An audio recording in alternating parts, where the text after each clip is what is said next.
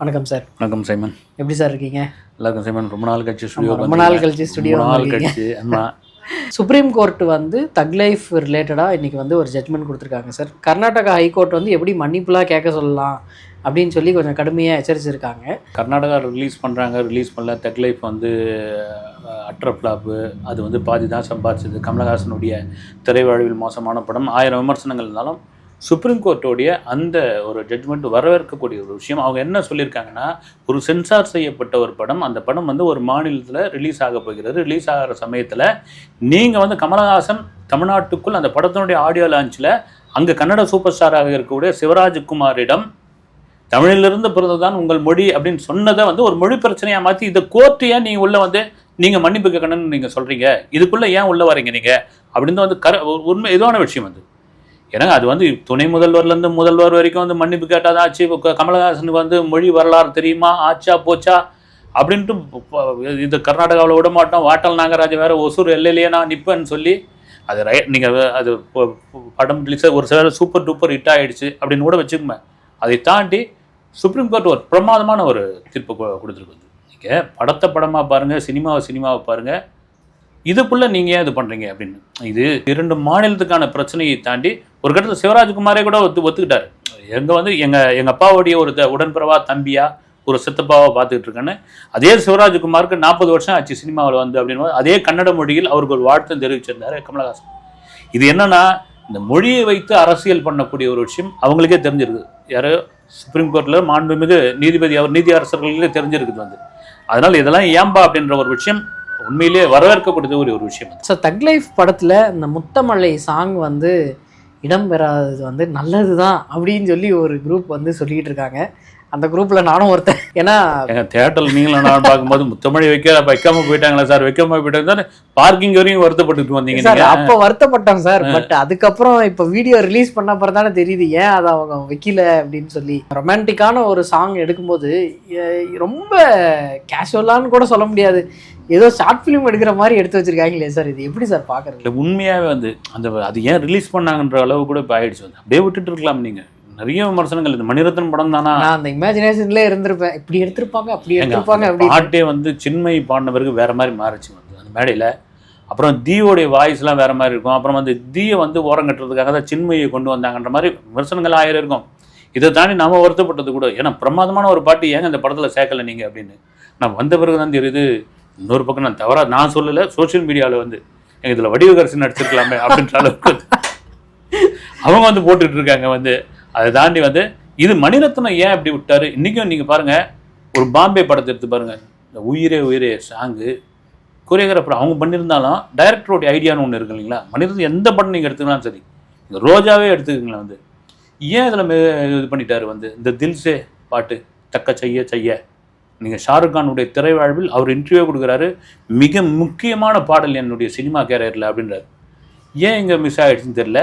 இது அப்படியே அந்த பாட்டை ரிலீஸ் பண்ணாமல் என்னை பொறுத்த வரைக்கும் அப்படியே விட்டுட்டு போயிருக்கலாம் அப்படின்னு தான் தோணுது வந்து. சிம்புவும் வெற்றிமாறன் அவர்களும் சேர்ந்து நடிக்கக்கூடிய படத்தோட கிளிம்ஸ் வீடியோக்கான ஷூட்டிங் வந்து நேற்று நடந்ததாக ஒரு நியூஸ் வந்து வந்தது சார்.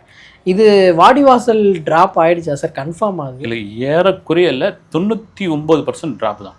அது காரணம் என்னென்னா, 2020 ஆரம்பிக்கப்பட்ட ஒரு படம், அனௌன்ஸ்மெண்ட் பண்ணப்பட்ட படம், சிசு செல்லப்பா அவர்களுடைய குறுநாவல். ஒரு பண்ணையாருடைய ஒரு ஜல்லிக்கட்டு காலையை ஒருத்தரால் அடக்க முடியலன்னா தன் மகன்கிட்ட அந்த பொறுப்பை கொடுத்துட்டு இதான் அந்த படத்துடைய ஒன்லைன், அந்த கதையோட ஒன்லைன். இது வெற்றிமாறன் வழக்கம் போல் வெற்றிமாறன் வந்து ஒரு படைப்பிலக்கியத்தை சினிமாவாக, அதுவும் வெற்றி படமாக மாற்றுவதில் பெரிய கெட்டிக்காரர்.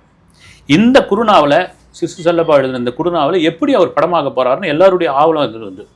அதுக்கு சூர்யா உள்ளே வந்தார். சூர்யா வந்த பிறகு கலைப்புலி தானே தயாரிக்கிறதா இருந்தது. அப்புறம் வந்து ஈசிஆரில் வந்து வாடிவாசல் மாதிரி செட்டு போட்டு நிஜமான காளைகளுடன் சில டெஸ்ட் ஷூட்லாம் எடுக்கப்பட்டது. அப்புறம் நிஜமான காளைகூடலாம் பழகின ஒரு விஷயம் இருக்குது. அப்புறம் அமீர் வந்து ஒரு வில்லன் கேரக்டரில் பண்ணுறது வந்து அவரும் போய் மதுரை பக்கம் போய் தேனி பக்கம் போய் அந்த காளையங்கூடலாம் பழகினாங்க. இது தவிர பார்த்திங்கன்னா லண்டனில் இதுக்கான ஒர்க்லாம் நடந்துகிட்டு இருந்தது. ஏன்னா ஒரு சில மாதங்கள் இல்லை, போன வருஷத்துக்கு முன் வருஷமோ ஒரு நிகழ்ச்சிக்கு வந்து தானு வந்திருந்தப்போ அவரே சொன்னார் வந்து, இந்த மொபைலில் அத்தனை இதுவும் இருக்குது, இந்த படம் ட்ராப் கிடையாது, இதை நான் வந்து டைரக்டர் அனுமதி இல்லாமல் காட்ட முடியாது அப்படின்ற அளவுக்கு இருந்தது.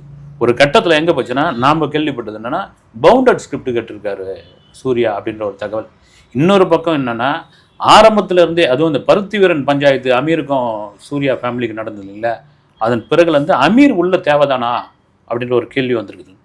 ஏன் அமீர் இல்லாமல் வேறு யாராவது கொண்டு வாங்கன்னா வெற்றிமாறன் ரொம்ப பிடிவாதமாக அமீர் தான் இருந்தாகணும் அப்படின்னு. அதுக்கு காரணம் என்னென்னா, ஒரு பேட்டியில் கூட அமீர் சொல்லியிருப்பார், விகடன் பேட்டியில் நினைக்கிறேன், வந்து இந்த படத்தில் நான் வில்லன் மாதிரி த்ரோட்டாக வந்து ஹீரோ கூட ட்ராவல் பண்ணுற மாதிரி இருக்கேன் அப்படின்னு வந்து அவர் வந்து ஒரு லைன் சொல்லியிருப்பார். இன்னொரு பழைய பேட்டியில் வந்து வெற்றிமாறன் என்ன சொல்லியிருப்பார், நான் வந்து வட சென்னையில் ராஜன் கேரக்டர் டிசைன் பண்ணிவிட்டு அதன் பிறகு அமீரை தான் நான் ஃபிக்ஸ் பண்ண பிறகு அந்த கேரக்டருக்கு அவ்வளோ இன்புட் அவர் கொடுத்தாரு, அவருடைய பங்கு பெரும்பங்கு. இப்போ வாடிவாசலுக்குள்ளே இந்த கேரக்டர் வந்துட்டார்னா இன்புட் அவரே நிறைய கொடுத்துருவாரு, அது எனக்கு ஒரு பெரிய பலமாக இருக்கும் அப்படின்னு. என்னன்னா நாம் கேள்விப்பட்டிருக்கோம் அமீர் ஏன் அப்படின்னு சூர்யா தரப்பில் இருந்து ஒரு அழுத்தம், அமீர் இருந்து தான் ஆக வேண்டும் அப்படின்னு இவங்க ரொம்ப இதுவாக இருந்ததுனால இந்த படம் ட்ராப்ன்ற ஒரு விஷயம் ஆயிடுச்சு. ஆனால் செலவே ஏகப்பட்டது பண்ணியிருக்காங்க அப்படின்னு நியூஸ் வந்துச்சு. ஆமாங்க, ஏன்னா நீங்கள் கிட்டத்தட்ட நான் கேள்விப்பட்டதுக்கு நான் விசாரித்த வகையில் பார்த்தீங்கன்னா 70 கோடி ரூபாய் செலவு பண்ணிடுவா. படம் டேக் ஆஃப் ஆகிறதுக்கு முன்னாடி உங்களுக்கு அட்வான்ஸ் கொடுக்கணும் இல்லைங்களா, டெக்னீஷியன்ஸ்க்கு அட்வான்ஸ் கொடுக்கணும், டைரக்டருக்கு அட்வான்ஸ் கொடுக்கணும், சூர்யாவுக்கு ஒரு அட்வான்ஸ் கொடுத்துருக்காங்க பொழுது. நீங்கள் அட்வான்ஸ் கொடுத்தா தானே அடுத்த வேலையை ஆரம்பிப்பாங்க, அக்ரிமெண்ட் போடணும். அப்புறம் அந்த டெஸ்ட் ஷூட்லாம் சாதாரண விஷயம் கிடையாது, நிஜமான காலையில் கூட்டின்னு வந்திருக்காங்க, அதை வந்து பார்த்துக்கணும், அது எப்படி பார்த்துக்கணும். அப்புறம் இவங்க போய் அங்கே போய் மதுரையில் தங்கி எடுத்திருக்காங்க, அப்புறம் வந்து மதுரையில் ஒரு ஆஃபீஸ் போட்டிருக்காங்க, லண்டனில் போய் பண்ண செலவு. நீங்கள் சினிமாவில் வந்து இதுதான் கை வச்சு பார்த்தீங்கன்னா ஒரு இதுவாகிடும். அதுவும் ஒரு பெரிய படைப்பு அப்படின்னு வேறு விதமாக ஆகிடுச்சு.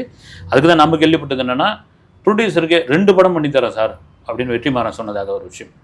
நீங்கள் அந்த ஒரு இதில் நான் 2 படம் பண்ணித்தரேன் சார். அடுத்ததாக வெற்றிமாறன் அவர்களும் சிம்பு சார் அவர்களும் ஒன்றா சேர்ந்து பண்ணுற படம் வந்து வடசென்னை 2ஆக இருக்கிறதுக்கு ஏதாவது வாய்ப்பு இருக்குமா சார்? ஏன்னா வாடிவாசலுக்கு கண்டிப்பாக சிம்பு செட் ஆவாரான்ற ஒரு கேள்வி இருந்தது. இல்லை, அந்த படத்தை அப்படியே ட்ராப் பண்ணிவிடுவோம் அப்படின்ற ரேஞ்சுக்கு வந்தாச்சு. இன்னொரு விஷயம் என்ன ஓடிக்கிட்டு இருக்குன்னா, வாடிவாசலுக்குள்ள வந்து ஆர்யா அல்லது அருள்நிதி வரதுக்கான வாய்ப்பு இருக்குன்றாங்க. வந்து ஏன்னா சூர்யா ட்ராப் பண்ணுற படம் பூரா ஆர்யாவுக்கு போகணுமான்னு நீங்கள் கேள்வி கேட்டுறாதீங்க. ஏன்னா வடங்கான்லேருந்து வந்த ஒரு விஷயம் தான், ஒரு ஃபிட்னஸ்ஸு அதுக்கான ஒரு இது இருக்கு இல்லைங்களா. இது வந்து வடசென்னை 2 அப்படின்ற ஒரு விஷயம் போயிட்டுருக்கு. அது தனுஷ் ஓகே சொல்லிட்டாரு.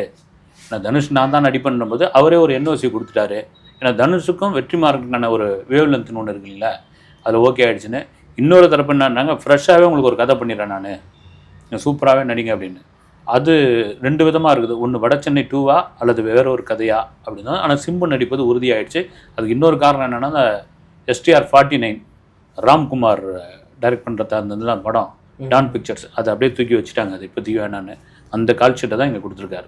வெற்றிமாறன் சாரும் சிம்பு சாரும் இணைந்து படம் பண்ணுற ப்ரொடக்ஷனுக்கும் சிம்பு சாருக்கும் ஏதோ ஏற்கனவே ஒரு இஷ்யூ ஓடினதா ஒரு டாக் இருக்கே சார், திரும்ப எப்படி ஒன்றா சேர்ந்தாங்க? சினிமாவில் நண்பர்கள் எதிரிங்களா, அது இஷ்யூன்ட்டு வந்து ஆக்சுவலாக இந்த படத்தையே பார்த்தீங்கன்னா ஐஸ்வரி கணேஷ் தயாரிக்க போகிறாருன்னு முதல்ல ஒரு பேச்சு இருந்தது. அப்புறம் 10 தலை சம்பவங்கள்லாம் தெரிஞ்சிருக்கோம். அப்புறம் தானு தான் தயாரிக்க போகிறாருன்னு அவர் வந்து ஒரு விகடனில் ஒரு தொடர் ஒன்று எழுதினார். நான் உண்மையை சொல்லுவேன்னா உண்மை சுடுமோ அப்படின்னு நிறைய விஷயங்கள்லாம் உண்மை பேசினார். தொட்டி ஜெயா படம் சிம்பு நடிக்க இவர் தான் அதை ப்ரொடியூஸ் பண்ணியிருந்தார். அந்த சமயத்தில் நடந்த ஒரு சம்பள பிரச்சனையை வந்து ஓப்பனாக அதில் எழுதியிருந்தார். சிம்பு வந்து ஒரு சம்பளத்துக்கு ஒத்துக்கிட்டார். படம் முக்கால்வாசி போகும்போது சிம்புவுடைய தந்தை டிஆரும் அம்மாவும் போய் கவுன்சிலில் ஒரு பஞ்சாயத்து வச்சு இந்த சம்பளத்தை என் மகன் ஒத்துக்கலை, அவர் சம்பளமே வேறன்னு சொல்லி அதை வந்து ஓப்பனாக அந்த இதில் எழுதியிருந்தார். அதை வந்து சிம்பு வருத்தப்பட்டதாகவும் ஒரு தகவல் இருக்குது. மேபி அதெல்லாம் சொல்லுவாங்க, இது அரசியல் மாதிரி தான். இன்றைக்கி நண்பராக இருக்கவங்க நாளைக்கு வந்து பகைவராக மாறும், நாளைக்கு பகைவராக இருக்குன்னு நண்பராக. சினிமாவில் அதெல்லாம் சகஜம் தான். அதை தாண்டி வெற்றிமாறன் டைரக்ஷன் நடிக்கிறன்ற ஒரு விஷயம் இருக்கு இல்லைங்களா. இன்றைக்கி வந்து அவ்வளோ பேர் காத்துக்கிட்டு இருக்காங்க, நீங்கள் யார் டைரக்ஷன் நடிக்க போகிறீங்க அப்படின்னா வெற்றி சார் டைரக்ஷன் அப்படின்னு எல்லோரும் இருக்கும்பொழுது சிம்பு இந்த வாய்ப்பை மிஸ் பண்ண மாட்டார். இந்த பழைய பஞ்சாயத்து இதெல்லாம் ஓரம் கட்டி வச்சுட்டு நமக்கு தேவை ஒரு வெற்றி, அது வெற்றிமாறன் மூலமா நடக்கட்டும் அப்படின்ற ஒரு இடத்துல மாறலாம். சார், குபேராவோட ட்ரெய்லர் லான்ச் அப்போது நிறைய விஷயங்கள் வந்து பேசியிருந்தாங்க சார். தனுஷ் சார் வந்து என்ன சார் இப்போயும் என்னை வந்து எந்த வீட்டில் பிரச்சனை இருந்தாலும் என்ன தான் காரணம் அப்படின்னு சொல்கிறாங்க, இல்லை 2 பேரை பற்றி குறிப்பிட்டு அவர் சொல்லலை, பட் அவங்களுக்கு ரிலேட்டடாக நிறைய விஷயங்கள் பேசின மாதிரி இருந்தது. இது எப்போ தான் சார் இந்த பஞ்சாயத்து முடியும்? ஒரு கட்டத்தில் நீங்கள் என்னென்னா போகிற இடம் பூரா நீ என்னென்னா, இங்கே நம்ம ஆடியோ லான்ச்சில் சாய்ராம் காலேஜில் பேசினார், நான் வந்து சோத்துக்கு தண்ணிக்கில் கஷ்டப்பட்டு தான் வந்தேன் நான் அப்படின்போது நிறைய பேர் இருக்கு, அம்பா நீ வந்து உங்கள் அப்பாவே அவ்வளோ பெரிய டைரக்டர் அப்படின்னு நான் கூட ஒரு வீடியோ போட்டிருந்தேன். அவங்க அப்பா அவ்வளோ பெரிய டைரக்டராக இருந்தாலும் அந்த சமயத்தில் இவங்கெல்லாம் வந்து சின்ன பசங்களாக இருக்கும்போது அவர் அசோசியேட் டைரக்டர், அசிஸ்டன்ட் டைரக்டர் தான். அப்போ பெரிய சம்பளம்னால நான் போய் விசு மறைந்த நடிகர் டைரக்டர் விசுவை இன்டர்வியூ பண்ணப்போ சொன்னார், வந்து இந்த பேட்டா காசு இருக்கு இல்லைங்களா கஸ்தூராஜா, அதை வாங்கிட்டு பஸ்லேயோ அல்லது ஆட்டோலேயோ போன செலவாகிட்டு நடந்தே வந்துடுவாராம் வீட்டுக்கு. அந்த அளவுக்கு இருந்திருக்காங்க. மேபி இருக்கலான்னு. ஆனால் போகிற இடம் பூரா இது மாதிரி தன் மீது பரிதாபம் வரணும் அப்படின்றதுக்காக போட்டு இது பண்ணும்போது கீழே பார்த்தீங்கன்னா எங்க இன்றைக்கி வந்து ஏமாற்றவே முடியாது. ஒரு காலத்தில் ரைட்டு ஓஎஸ் கார்டில் அவ்வளோ பெரிய மாளிகை கட்டிவிட்டு நான் வந்து வறுமையில் இருந்தேன், நான் இன்றைக்கும் கஷ்டப்பட்டுக்கிட்டு இருக்கேன், என்னை வந்து அழிக்க பார்க்குறாங்க, என்னை வந்து இது பண்ண பார்க்குறாங்க அப்படின்னு. இன்னொன்று ஹைலைட் தெரியுங்களா, ஹைதராபாத்தில் நடந்த குபேரா ஈவெண்ட்டில் அதில் ஏதோ ஒரு குப்பைத்தொட்டிலையோ குப்பைமேட்டிலையோ நடிக்க வச்சாங்க.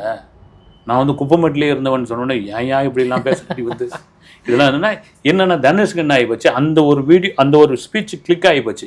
இதை தாண்டி திரும்ப சொல்கிறது என்னென்னா, தனுஷ் கேமரா முன்னாடி நடிக்கிறத விட வெளியிடங்களில் பிரமாதமாக நடிக்கிறாருங்க. வந்து அருமையாக நடிக்கிறாப்புல. அந்த நடிப்பு தான், அந்த நடிப்பு ஒரு கட்டத்தில் காட்டி கொடுத்துரும். எல்லாருமே நடிக்கிறது தான், யாரும் ஒன்று 100% உண்மையாக இருக்கணும்னு ஒரு கட்டத்தில் ஓவராக நடிக்கும் போது என்ன ஆகிடும் தெரிஞ்சு போயிடும். ரெண்டாவது அந்த ரஜினிகாந்தோடைய மேனரிஸ்லாம் பண்ணுறது ரஜினி ரசிகர்கள் துணியை கூட பிடிக்கவே இல்லை. அதே மாதிரி பண்ணுறது இதே பண்ணுறது. இப்போ ரஜினி இன்னும் அவர் சொத்தான்னு தாண்டி நீங்கள் ரைட்டு அதை வந்து ஒவ்வொரு மேடைக்குமா பண்ணிக்கிட்டே இருப்பீங்க. நீங்கள் வந்து இப்போ லிங்காவே யாத்திராவோ பண்ணால் அதில் நியாயம் இருக்குது. வந்து உண்மையே யாத்திராவே லிங்காவே தான் அறிமுகப்படுத்த போகிறார் ரஜினி. தன்னுடைய பேரனை அந்த இடத்த வந்து அவங்க தான் நிரப்பக்கூடியவங்களா இருப்பாங்க. ஆனால் ரஜினி ரசிகர்களை பொறுத்த வரைக்கும் ரஜினி இடத்துல தனுஷை வச்சு பார்க்கவே இல்லை. ஆனால் இது தெரியாமலா தெரிஞ்சான்னு தெரியல, போகிற இடம் பூரா அந்த மேனரிசத்தை பண்ணிகிட்டு இருக்காரு. அதை தாண்டி பார்த்தீங்கன்னா உங்களுக்கு வந்து திரையில் நடிக்கிறதோட வெளியே நடிக்கிற ஒரு விஷயம் இருக்கு இல்லைங்களா, அதை வந்து அக்செப்ட் பண்ணிக்க மாட்டாங்க ரசிகர், தூக்கி போட்டுருவாங்க, அதை இது பண்ணிக்க மாட்டாங்க. நீங்கள் ரஜினியோட பலமாகட்டும், விஜயோடைய பலமாகட்டும், நான் திரும்ப அஜித்தோடைய பலமாகட்டும், அவருடைய இயல்பு தான், வெளியே இருக்கிற அந்த இயல்பு தான் அவங்களுக்கான ஒரு பெரிய பலம்.